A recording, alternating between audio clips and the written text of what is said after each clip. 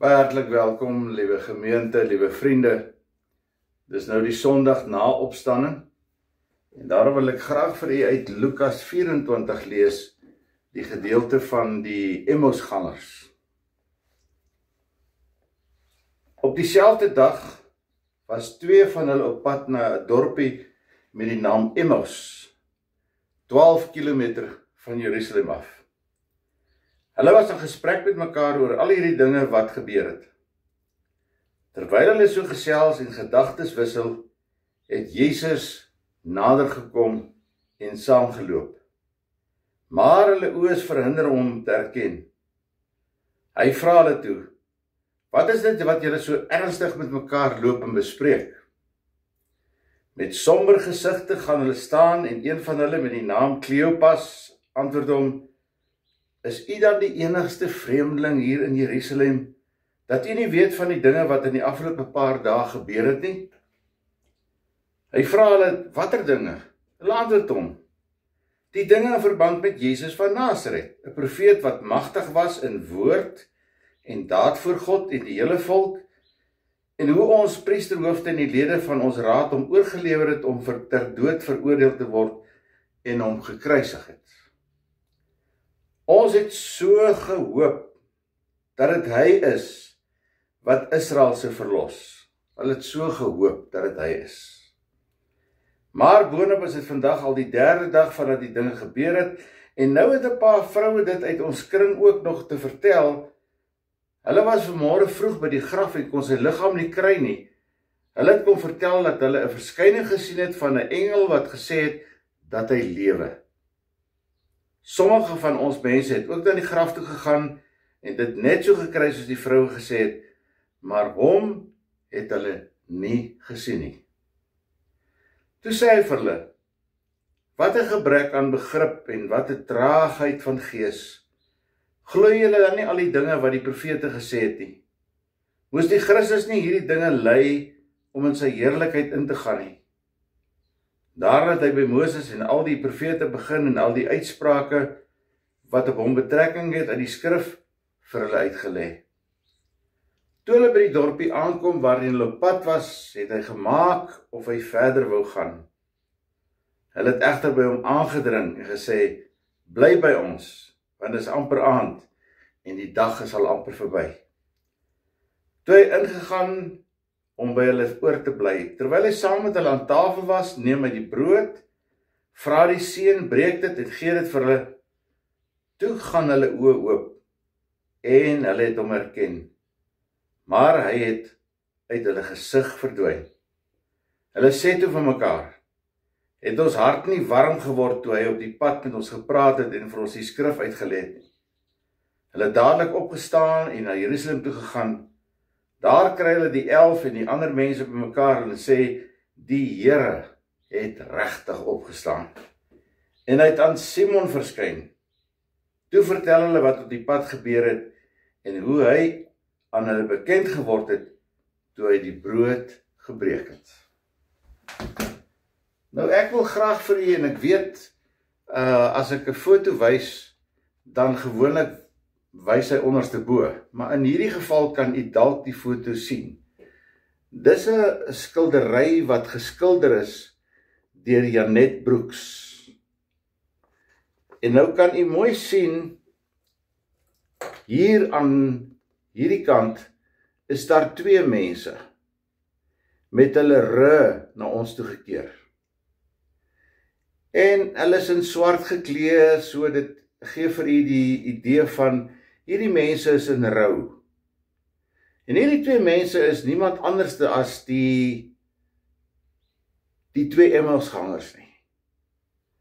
Ons lees van hulle daar in Johannes 19 vers 25, dat hulle by die kruis was, Kleopas, 'n Griek, en sy vrou, en hulle was daar by die kruis gewees. En hulle teleurstellings kon hulle nie verberg nie, en dit wil die skildery of die foto vir u bietjie uitbeeld van Janet Brooks. Maar wat jy nie met miskyk nie, terwyl hulle in 'n diepe gesprek is, en hulle mismoedig is, is daar 'n ander figuur wat ek nie weet of jy dit baie mooi kan sien nie, maar is daar 'n ander figuur in die middel van die skildery. En die figuur in die middel van die skildery is niemand anders as Jesus nie. Jesus wat so in dowwe lyne geteken is. En Jesus vorm dan eintlik die middelpunt van hulle gesprek. Want hulle praat oor die Jesus in wie hulle soveel hoop gehad het en wat nou gekruisig is. En wat nou dood is. En dat hulle mismoedig is en dat hulle nou nie weet hoe hulle verder die pad gaan loop nie. Maar dit bly so dat Jesus die middelpunt van hulle gesprek is. Die middelpunt van hulle lewe is. Hulle loop op die pad van Jerusalem na Emmaus, 'n eensame pad, maar Jesus is die middelpunt van hulle gesprek. Jy kry hier te maak met twee moedelose mense. Mense wat terneergedruk is. Mense wat verward is. Mense wat, soos ons sal sê, die wêreld op hulle skouers dra. Want hulle kom nou net van Jerusalem af en hulle hoop is verpletter. Jy weet mos, as 'n skoenlapper so uit 'n papie uitkom en die vlekkies is nat, dan is hy nog vis, nog vlees, dan praat ons van 'n liminale fase. Wat kom van die Latynse woord limen, so tussenin fase. En hierdie ouens is eintlik in so 'n liminale fase. Hulle is nie hierdie kant nie, hulle is ook nie daai kant nie. Hulle weet nie wat hulle moet glo nie. Hulle is diep teleurgestel. Voor die kruisiging het hulle hoop gehad in hierdie Jesus, dat hy die Messias is, dat hy hulle sal kom verlos van die juk van die Romeinse oorheersing, dat hy hulle sal kom red van hierdie onregverdigheid, verdrukking. Hy het immers dooies opgewek, man. Hy het siekes gesond gemaak. Hy het lammes laat loop. Hy het aan duisende mense kos gegee. En nou is hy begrawe. Hy's dood. Jy kan verstaan, hulle is op moed verloor se vlakte. Hulle het alle hoop, hoofletters H-O-P, hulle het hoop verloor. Nou moet jy ook iets verstaan van die Emmaus ouens. Hierdie mense het geleef onder die juk van die Romeinse oorheersing.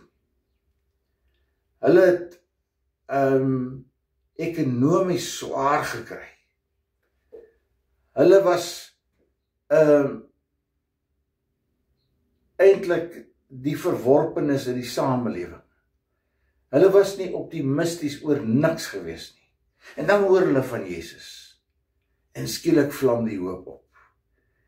Hy gaan die Romeinse juk omvergooi. Hy gaan 'n einde maak aan hierdie onderdrukking en verdrukking en onregverdigheid.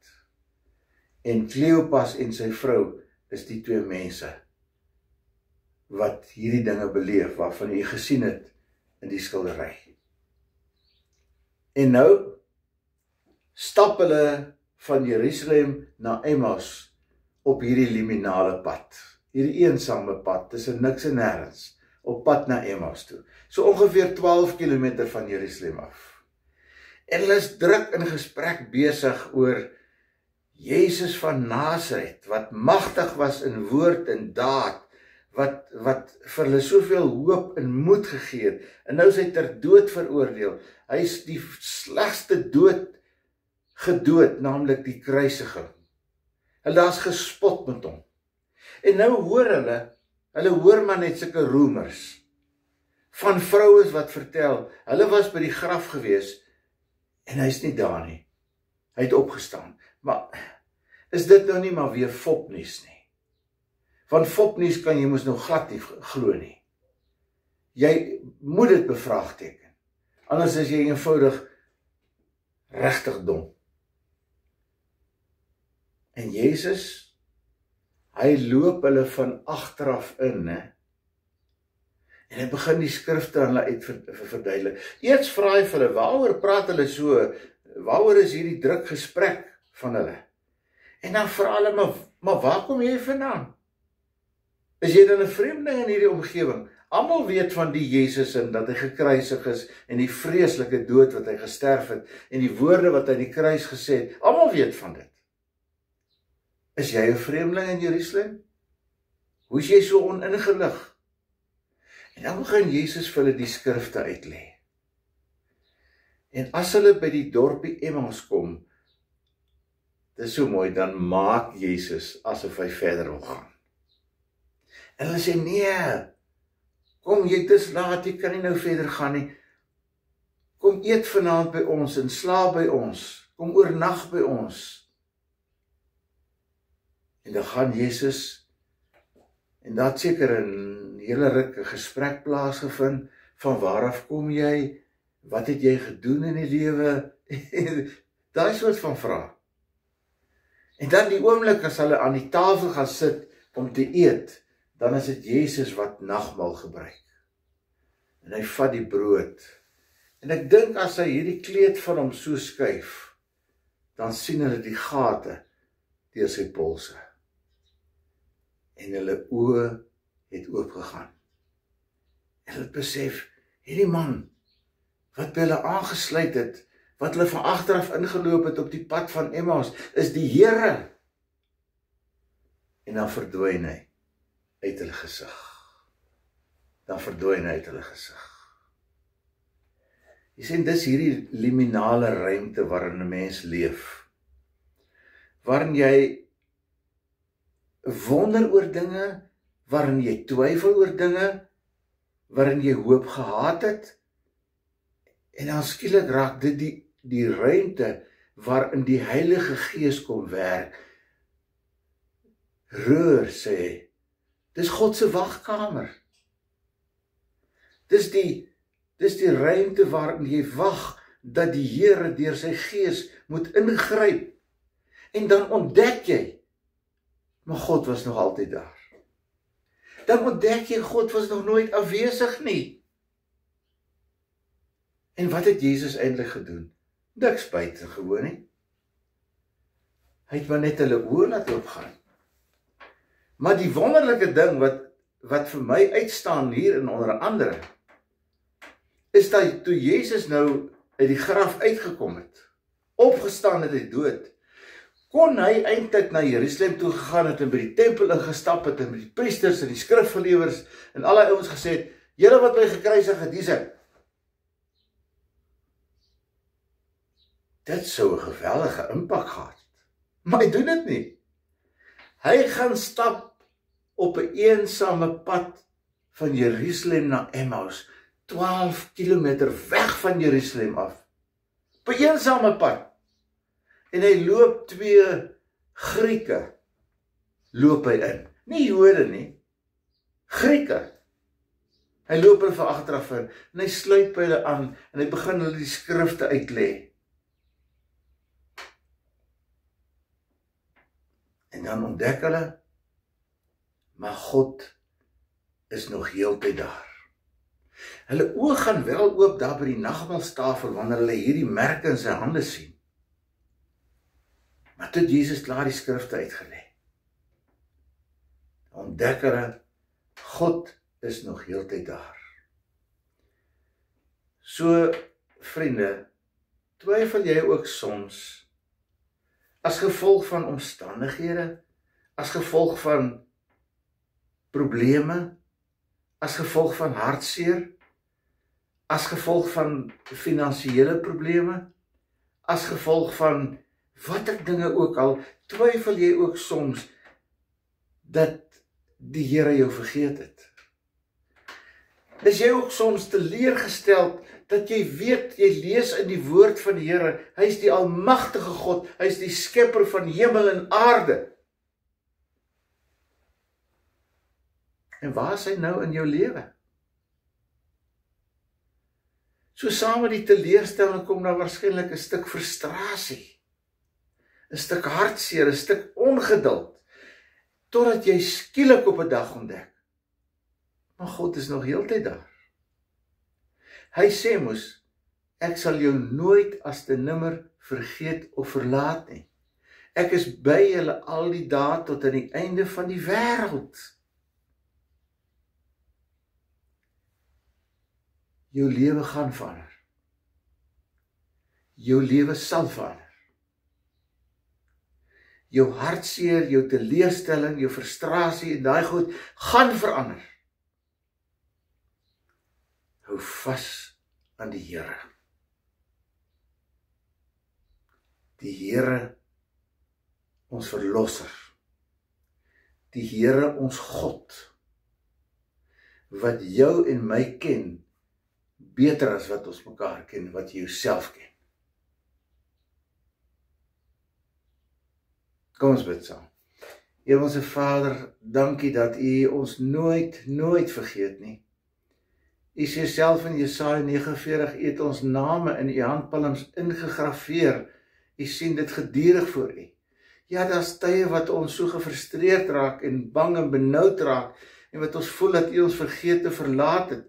Maar Here, dankie dat U dit nie gaan doen nie. En dat ons daaraan sal vashou. Een of ander tyd sal hierdie liminale ruimte gevul word met die werking van die Gees, met die teenwoordigheid van die Gees, met U nabyheid, wat U vir ons troos en versterk vir die lewenspad. Dankie daarvoor, Here. Amen. Ontvang met binne harte die seën van die Here en sien dit as 'n teken van die Here is met U, waar jy ook al gaan, in die naam van die Vader, die Seun en die Heilige Gees. Amen. Mooi dag vir u, mooi week vir u, mag u ook bewus raak van sy teenwoordigheid. Totsiens.